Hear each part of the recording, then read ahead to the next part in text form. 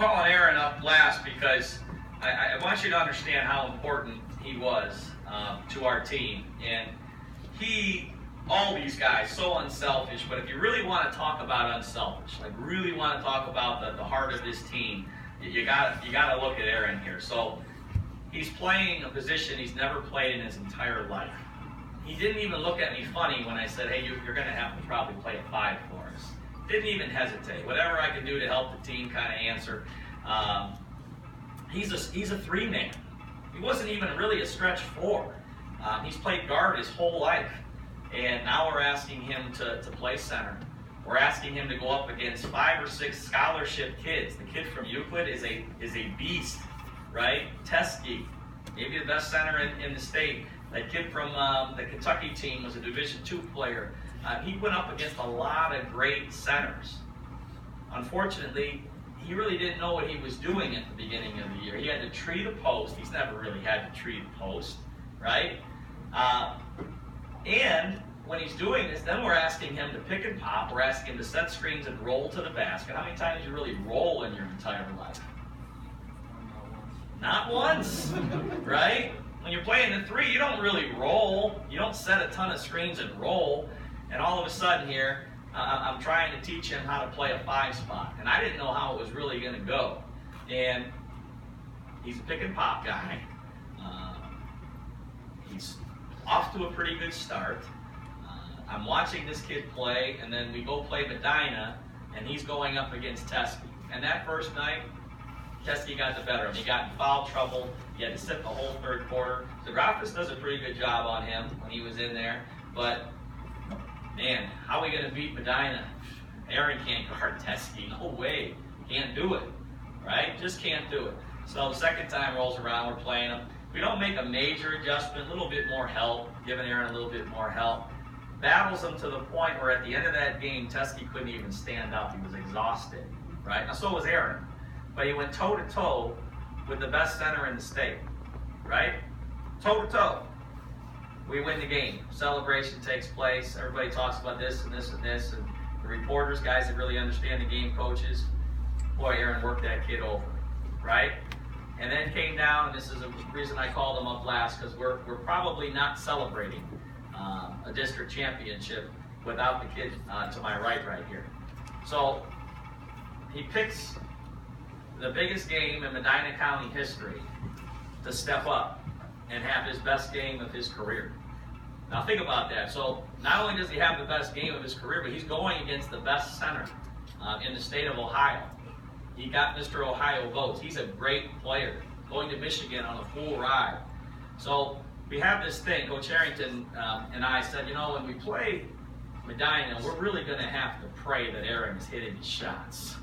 And yeah, that's pretty much what's got to happen. We got to pull John away from the basket and just hope Aaron's on fire. And we kind of went to it. We were really struggling. We were down 10-2, 13-4. And Kevin hits a huge shot off of Spartan to end the quarter. And then to start the next quarter, we come out. Michael throws a nice dime to Aaron. He hits the shot. And then from that point forward, he just kind of took over the game on both ends. So at the end of that game, people talk about his 6 threes. I don't think anybody truly understands, unless you really watch that, how hard that this kid worked for you guys, for us, for our community, how hard he worked on Teskey that night. Like, it was one of the best performances I have ever seen in pro, college, anything I've ever watched or witnessed as a coach, as a player, what he did. It wasn't just this. I've seen him make 6 threes, right? He had felt like 40 in that JV game at Shaker the one year. I've seen him bury shots. But to do what he did on both ends of the floor with the magnitude of that game, unbelievable performance. Now, we win as a team, we lose as a team. All I'm telling you is that night, we didn't have, our other guys weren't clicking on all cylinders shooting the ball, but that's what makes a great team. He was. He picked the biggest stage to step up.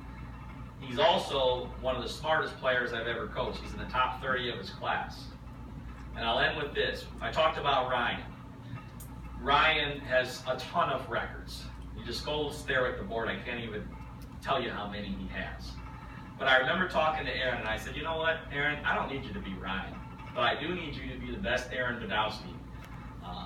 You don't have to do nothing about your brother. Just be the best Aaron you could possibly be. And what Ryan Badowski meant to our program, it was big. Aaron meant just as much to our program as Ryan did. And that's an unbelievable compliment. Going to Ohio State, he did have some offers. I think if we searched hard, and he had Mount Vernon, same schools that were after Kevin were after him. He could have went and played in college. He's always dreamed of going to Ohio State. We are working. The guy that we got him hooked up with. We're going to try if he still wants to do it. And I got a phone call into him. He'd be a perfect candidate to walk on to Ohio State. So don't be surprised if you don't turn on the TV one day and Aaron's running out there for warm-ups at Purdue and Wisconsin and everything like that. Because any coach in America is going to take a kid that works as hard as Aaron does, can play basketball and shoot the ball, and he'll never screw up a play because he's too smart. He understands the game. He's not going to complain.